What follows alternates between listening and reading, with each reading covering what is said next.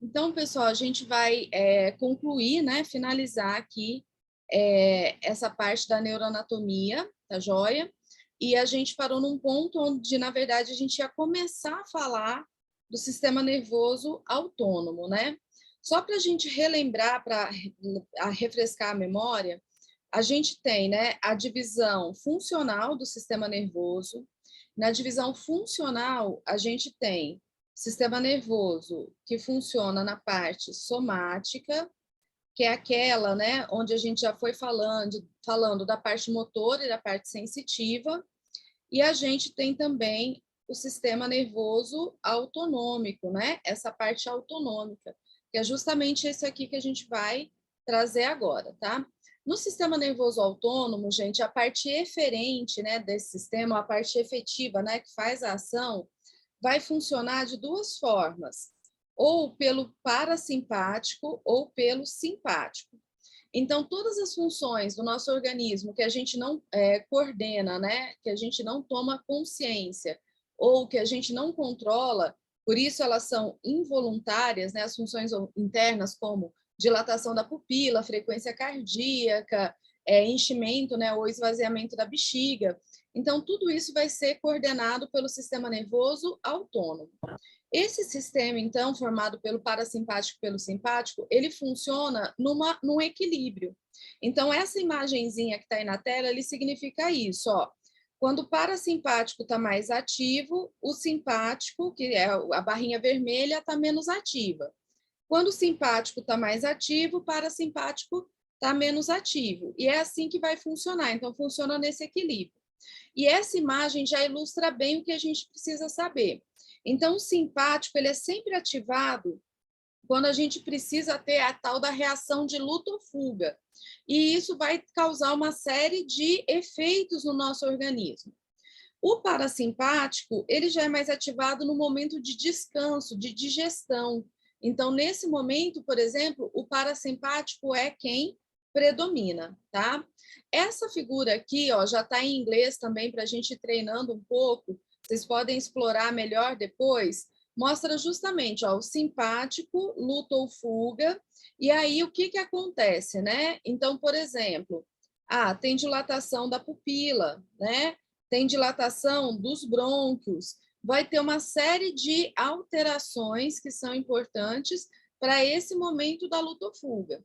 Já quando o parasimpático está ativo, por exemplo, no repouso, na digestão, o que vai acontecer? Então, por exemplo, no coração, diminui a frequência cardíaca, diminui a pressão arterial. Se a gente pensar na bexiga, né, é a fase de esvaziamento. Então, o detrusor contrai, né, que é o músculo da bexiga, e o esfíncter relaxa, porque é um momento realmente de descanso.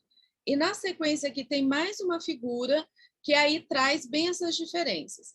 Quem não conseguir, pessoal, pensar automático na função do simpático e do parasimpático, associando com a reação de luta ou fuga, eu aconselho que anote essas questões que estão aqui, ó, faça uma tabelinha do que o simpático faz e do que o parasimpático faz. Então, por exemplo, o simpático faz dilatação da pupila, tá? Inibição da salivação, da glândula salivar. Então, quando a gente fica com a boca seca, né? Broncodilatação, para a gente respirar melhor. Taquicardia, para a gente ter bombeamento sanguíneo, né? Aumentado. E assim vai, essas funções todas. Quem conseguir já pensar na reação de luta ou fuga e associar com isso, né? Pensar que você tem que ver melhor, que tem que ir mais sangue para os músculos, para você conseguir lutar e fugir, que não é hora de fazer xixi. Então, nesse momento, o detrusor relaxa, né? E o esfíncter contrai. Então, fique mais tranquilo. Mas, basicamente, o que a gente precisa saber, o que costuma cair na prova, são justamente essas questões. Um outro detalhe, gente, muito importante que aparece nessa figura, esse aí eu queria que vocês anotassem. O centro de controle do parasimpático, ele está no tronco encefálico, tá vendo aqui em cima? Tá vendo de onde está saindo as raízes? E na parte final da medula, tá? Então, na região ali de S1, S2, S3, S4. O mais clássico da gente relacionar S2 a S4. E isso aqui vai ter uma importância para a gente quando a gente falar de lesão medular e bexiga neurogênica. Então, já vai guardando as informações. Por outro lado, no simpático, pessoal, olha as raízes aonde que elas surgem. Então, dos segmentos T1 a L1 na medula, tá? Então, ó, anotem aí, por favor, destaquem. T1 a L1 na medula. Então, parasimpático, eu sempre para lembrar, né, a gente usa uns macetinhos, eu penso assim, ó, parasimpático, né?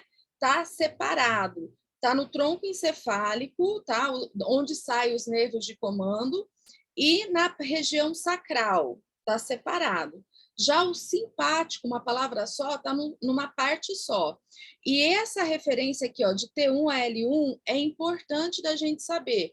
É o tipo de coisa que eu acho que pode aparecer na prova.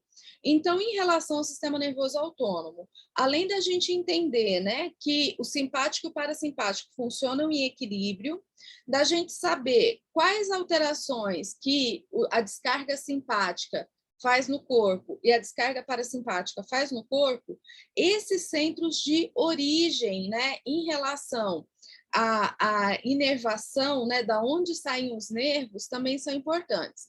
Parasimpático, tronco encefálico, tá? Se vocês quiserem saber, quiserem complementar, o nervo vago que faz isso, tá joia? O 10º par de nervos cranianos, a gente ainda vai falar mais de nervo craniano, e também a parte sacral. Então, parasimpático, tronco encefálico, sacral. E o simpático de T1 a L1, beleza? Então, informação importante que a gente tem que guardar. Para mim, de sistema nervoso autônomo, é isso. A gente já vai seguir em frente, tá? E agora a gente vai falar de um assunto, gente, que é um assunto que, assim, está no edital, é um item do edital, isso chama bastante atenção, que são as vias aferentes e as vias eferentes, tá? Então, as vias que sobem e as vias que descem.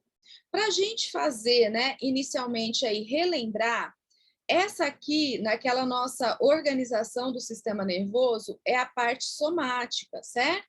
Lembra que eu coloquei aqui, ó, sistema nervoso, divisão funcional, somático e autonômico, tá? Então, aqui a gente vai falar da parte somática. E, então, a gente vai ter, né, vias que aferem, que sobem, e vias que eferem, descem. A gente já até começou a falar disso, mas vocês vão perceber que durante, né, o nosso processo aqui de aprendizado, a gente vai sempre aumentando um pouquinho a complexidade. Então, só para a gente ilustrar, pessoal, eu vou colocar o pé aqui, tá? E aqui o sistema nervoso central, tá joia? Só para a gente ilustrar. Então, a via que sobe é aquela que a gente chama de via aferente, certo? Certo. O que mais que eu tenho que saber, gente? Eu sempre relaciono a via aferente, eu vou puxar uma setinha aqui do lado, com a função sensitiva, tá? Então, as vias aferentes, elas levam informações sensitivas. Gente, para a informação sair do meu pé, como está aqui, e chegar até aqui no meu sistema nervoso, guardem aí, que é o que a gente vai falar na sequência. Essa informação, ela percorre 3 neurônios, beleza? Lógico que não são 3 neurônios, né? São 3 partes, 3 caminhos. Mas a gente, na literatura, a gente estuda como 3 neurônios, tá? Então, guardem aí. Por outro lado, a informação que sai do sistema nervoso central e, por exemplo, vem até aqui no meu pé, para o meu pé mexer, é a informação eferente, certo? E aí a gente já aprendeu, né? Eu posso associar a informação eferente com a parte motora, né? A parte de movimento. Bem, para a informação sair aqui do meu cérebro e chegar aqui, né, até a minha mão, que é para eu mostrar aqui para vocês, para a minha mão fechar, ela percorre 2 neurônios, tá? Então, vamos guardar assim, gente. A sensibilidade percorre 3 neurônios e a motricidade, 2 neurônios. E aqui, né, esses neurônios são neurônios motores. Então, só para a gente ir relacionando. Neurônio motor igual a motoneurônio, tá joia? Então, acho que estão entendendo mais ou menos onde a gente quer chegar. Então, vamos lá, pessoal. Essas vias neuronais, então, a gente vai ter as vias ascendentes, né, que são as vias que sobem, que são as vias aferentes, certo? Que conduzem informação sensitiva para o córtex, ok? Então, quantos neurônios, né? Quantas partes a gente tem nesse caminho? A gente tem aquilo que a gente chama de 3 neurônios. Quem não estiver entendendo isso direito, pessoal, já já vai ficar mais claro. Por enquanto, guarda a informação. Já a via descendente, né, a via que desce, que é a via eferente, as vias eferentes, fazem, então, o controle da parte motora, né? E faz essa junção do sistema nervoso central com a periferia, com o músculo que vai controlar. Quantos neurônios a gente tem aqui? 2 neurônios. Se é neurônio motor, a gente vai chamar de motoneurônio, ok? Bem, pessoal, essas vias, elas vão se organizar nessa substância branca da medula. Então, pensa o seguinte, que essas vias são axônios, né? Que vão percorrer longos trajetos, certo? Porque tem que passar a medula inteira para chegar até aqui no sistema nervoso, né? Suprassegmentar. Deve chegar no tronco cefálico primeiro e depois o sistema suprassegmentar. Então, essas vias se organizam, cada uma dessas vias tem um lugar certo para passar, tem uma rota, né? Tem um caminho certo para passar. Nessa imagem que vocês estão vendo, a gente está ilustrando a medula, a gente está dividindo didaticamente a parte azul para as vias ascendentes e a parte vermelha para as vias descendentes, tá? Então, a parte, mas na medula real, gente, na vida real tem as duas dos dois lados, ok? Aqui é só didático. Então, a gente tem algumas vias que a gente destaca. Aqui já está aparecendo para a gente, olha para a parte azul, tá? Aqui, ó, o fascículo grácil e fascículo cuneiforme. Então, fascículo grácil e fascículo cuneiforme. O grácil é o medial, tá? O cuneiforme é o lateral. Aqui não está aparecendo nessa figura, mas eu vou destacar aqui que a gente vai ter um trato importante, que é o trato espino-talâmico lateral. Eu vou falar mais deles, tá? Então, se vocês não pegarem agora o nome, daqui a pouco pega. E na frente a gente está em trato espino-talâmico anterior. Então, olha que interessante, gente. Espino-talâmico, de onde que vai? Da medula para o tálamo, tá joia? E também do outro lado, a gente tem em vermelhinho as vias descendentes, certo? A via eferente. Quem que eu vou destacar aqui? O trato córtico-espinhal lateral, tá? Por enquanto, então, esse o destaque. E aqui a gente tem mais uma figurinha que traz essa ilustração, tá, pessoal? Então, só para a gente entender nesse momento. Esses conjuntos de axônio, né, para levar a informação, então, né, através da medula, né, dentro da medula, vai se organizar nessas regiões.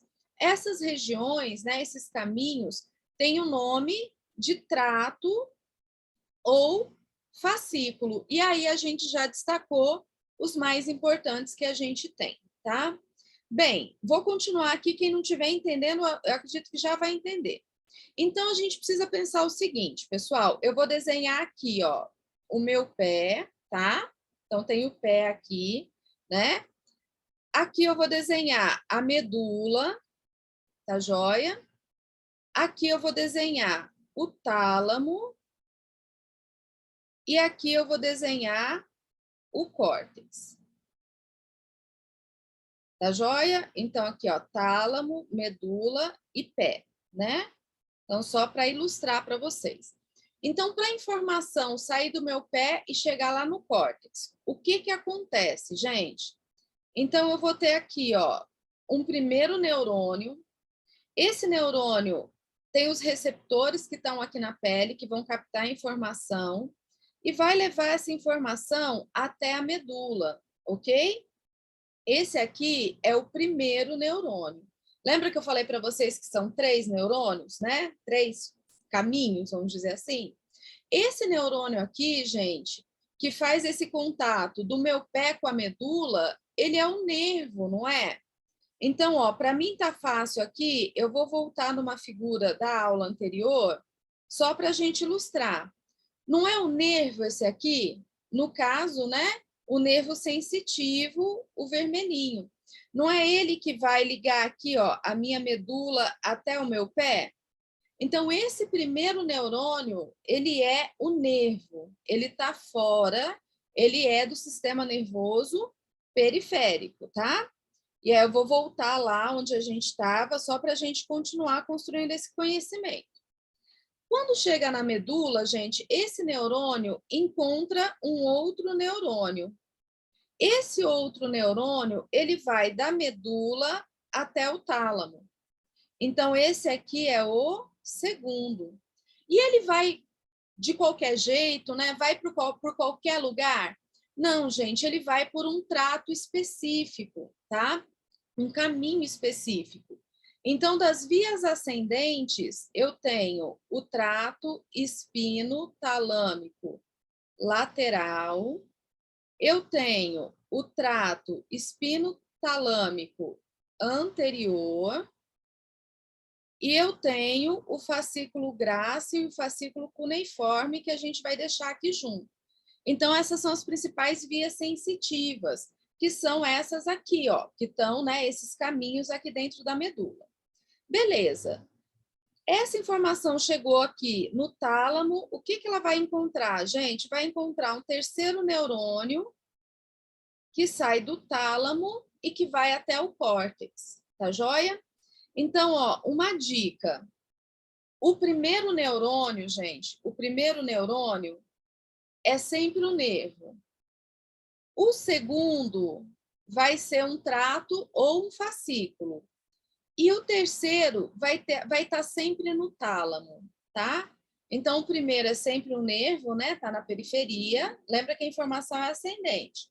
O segundo vai ser um trato ou um fascículo, depende de qual modalidade sensitiva que a gente vai falando. E o terceiro está do tálamo para a medula, desculpa, do tálamo para o córtex.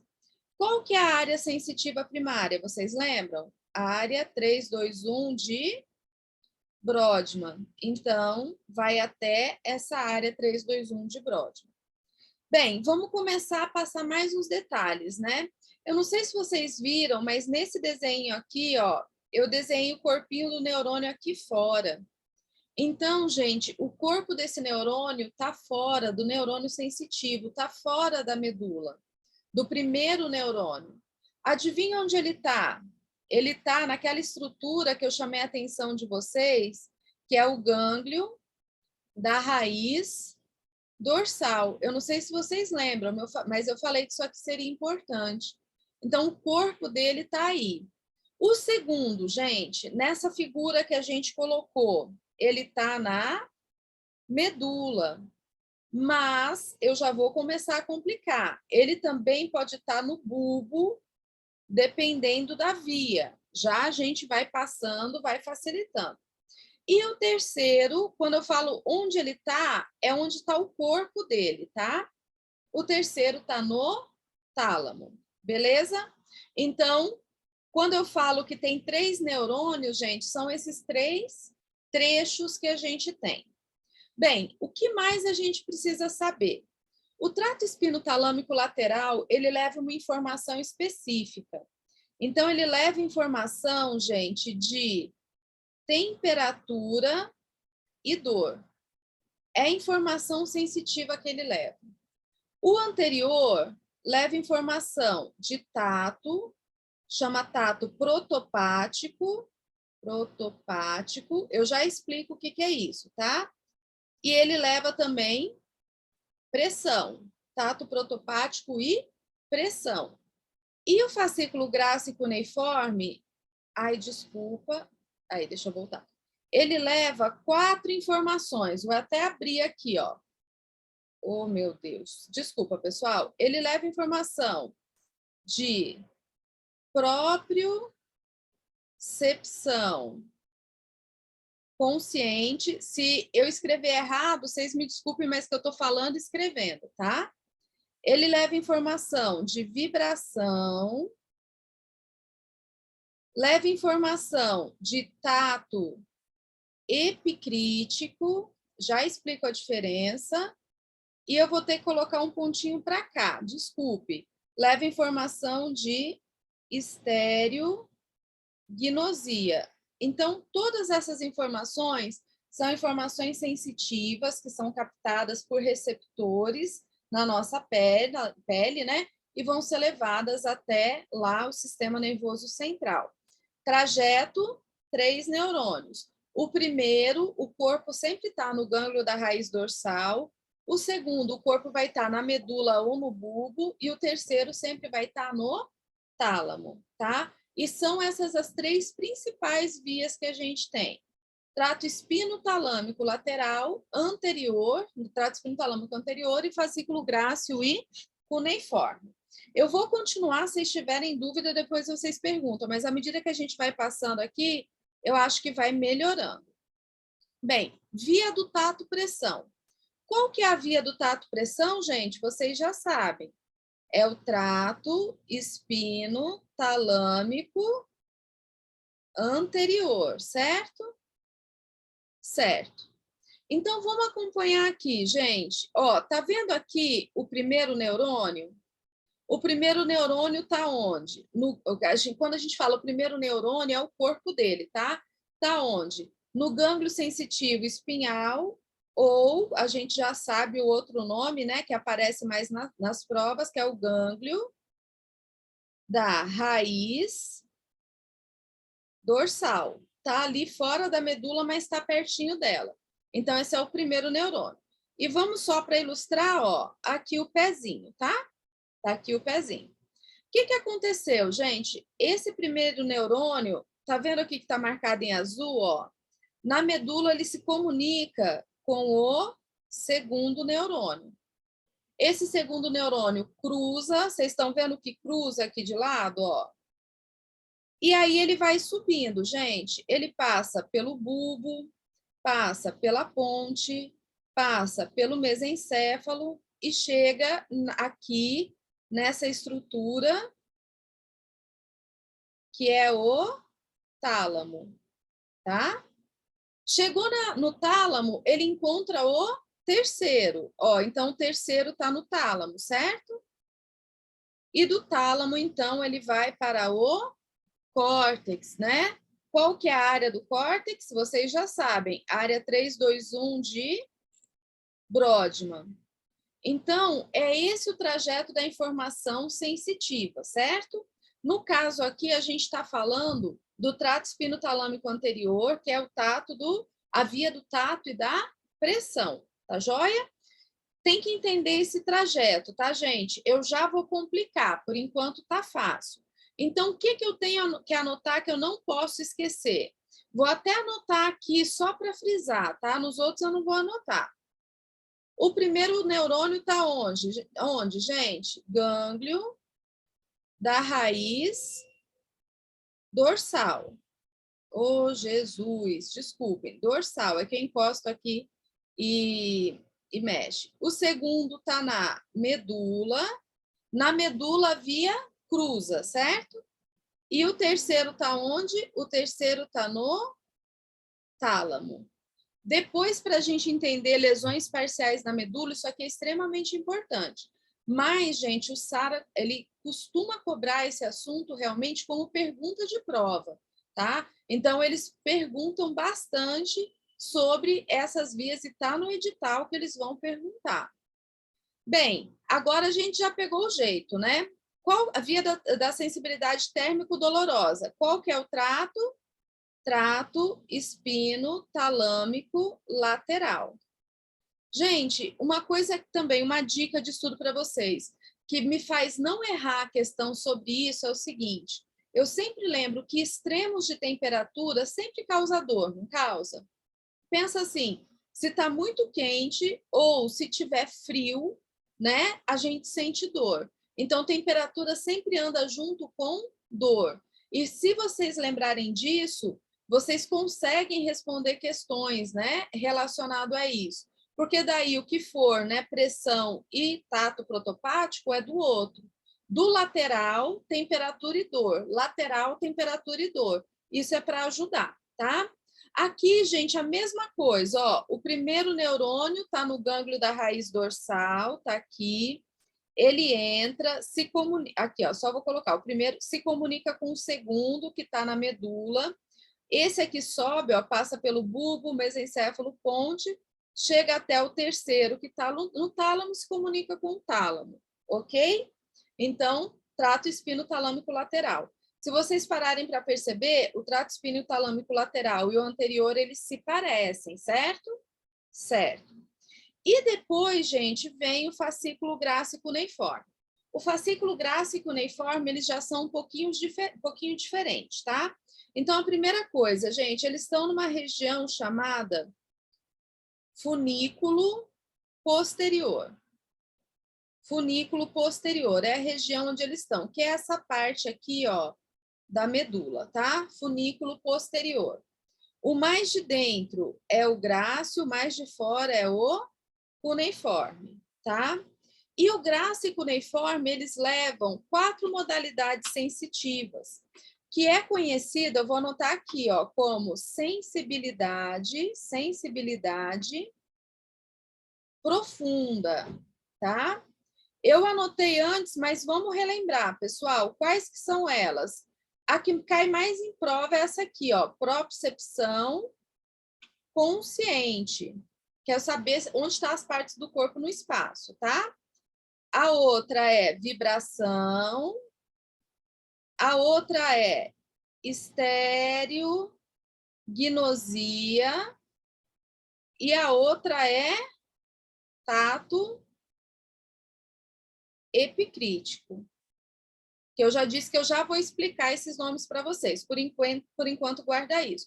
Professor, eu tenho que decorar o que cada trato, cada fascículo leva? Tem. Qual que é a diferença do grácil para o cuneiforme?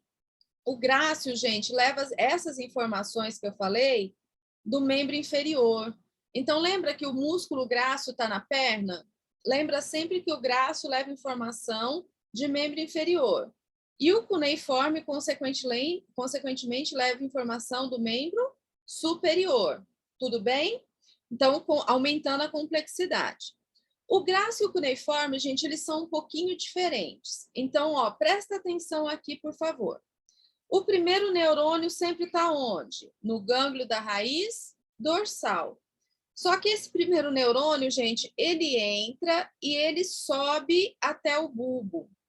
Então, o segundo neurônio da sensibilidade profunda, do fascículo grácil e cuneiforme, está no bulbo, não está na medula. Aqui no bulbo, ele cruza de lado e ele continua subindo até o terceiro. O terceiro, sem medo de ser feliz, onde está o terceiro? Está no tálamo. E do tálamo vai para onde, gente? Para a área 321 de Brodmann, que é a área sensitiva primária, tá? Então, essa aqui é a diferença. Vamos anotar? Vamos. Então, ó, o trato espinotalâmico, seja o lateral ou o anterior, eles cruzam e tem o segundo neurônio na medula. E o fascículo grácil e o fascículo cuneiforme cruzam e tem o segundo neurônio no bulbo, tá? Uma diferença entre eles. Bem, pessoal, essas são as vias ascendentes, tá? Posso complicar um pouquinho? Pode, professor, estou esperando por isso. Então, vamos lá, gente. Uma outra coisa que eu acho que pode cair, eu acho que tudo isso que eu falei, eu acho que pode cair na prova, tá? Então, onde está localizado o primeiro, segundo e terceiro neurônio, é algo que eu tenho que saber. O que cada um deles leva, que informação que leva, tá? Então, espino talâmico lateral, temperatura e dor, o anterior, tato protopático e pressão, grácil cuneiforme, os 4, propriocepção consciente, vibração, estereognosia e tato epicrítico, tá bom? Isso tudo eu acho que pode cair. A outra questão, os espinotalâmicos cruzam na medula. O grácil cuneiforme cruza no bulbo. Beleza. Tem uma outra coisa que eu acho que é importante, gente. Se vocês olharem nessa figura aqui, ó, vocês vão ver que está escrito aqui, ó, lemnisco espinhal, tanto para o anterior como para o lateral, tá? Então, lemnisco espinhal é uma região no tronco encefálico onde eles vão passar. O que eu vou pedir para vocês anotarem aí também? Então, tá? Então, o trato espinotalâmico, tanto o lateral quanto o anterior, eles vão se localizar, vão passar por uma região chamada lemnisco espinhal. Já, só para vocês já anotarem, tá? O fascículo grácil e o fascículo cuneiforme passam por uma região chamada lemnisco medial. Então, ó, eu vou chegar lá para a gente ver. Aqui, ó, lemnisco medial. Então, qual que é a informação a mais que a gente colocou? Em uma dada região do tronco encefálico, os espinotalâmicos passam pelo lemnisco espinhal e o grácil cuneiforme pelo lemnisco medial, tá? Gente, essas são as informações principais. Eu só vou explicar para vocês a diferença dos tatos, tá joia? Tato protopático é aquele que a gente testa com o pincel do martelinho. Sabe que a gente testa com o pincel do martelinho? Então, um tato inespecífico em uma região. Tato epicrítico é a localização de um ponto específico. Então, se eu coloco aqui nesse ponto específico, a pessoa sente esse ponto específico. Esse é o tato epicrítico. Então, o protopático a gente chama de tato grosso. E o epicrítico, o tato fino ou tato de um ponto específico. Para quem também tiver dúvida, gente, estereognosia é reconhecer objetos com os olhos fechados. Então, se eu pegar e der isso aqui, né, para qualquer pessoa, a pessoa vai palpar, pode não saber que é um controle, né, gente? Mas vai palpar e vai saber se é duro, se é mole, se é quadrado. Isso é estereognosia. Deixa eu ver se a gente falou mais alguma palavra estranha. Se vocês acharem que tem mais alguma palavra estranha, algum termo que vocês não entenderam, me falem, tá? Que daí eu já esclareço. Mas essa parte toda aqui, gente, das vias são importantes, tá? Essas aqui são as vias ascendentes, aferentes. E no final aqui tem um mapinha mental, ele tá em espanhol, mas dá para a gente entender bem, tá? Para vocês depois darem uma olhadinha com mais cuidado, tá bom? Bem, então agora a gente vai falar das vias descendentes. A via descendente, falou descendente, a primeira coisa que eu lembro o quê? Via eferente, via motora, tá? Deixa eu só responder a Alessandra. A propriocepção consciente é a sensibilidade cinética postural? É saber onde estão as partes do corpo no espaço. Então, deixa eu só voltar aqui um pouquinho, gente. Propriocepção consciente, tá? Saber onde está a parte do corpo no espaço pode ser a sensibilidade cinética postural. Então, se eu chegar aqui, né, a pessoa está de olho fechado, e eu fizer assim, deixar o dedo dela nessa posição e perguntar para ela se o dedo está para cima ou está para baixo, e deixar assim, ela falar, o dedo está para cima. Por quê? Porque eu reconheço essas partes, tá? Propriocepção consciente ou sensibilidade cinético-postural. Beleza, pessoal? Via descendente, então, voltando aqui. A via descendente, então, falou descendente, primeira coisa que eu lembro é via eferente, tá? Via eferente é igual o quê, gente?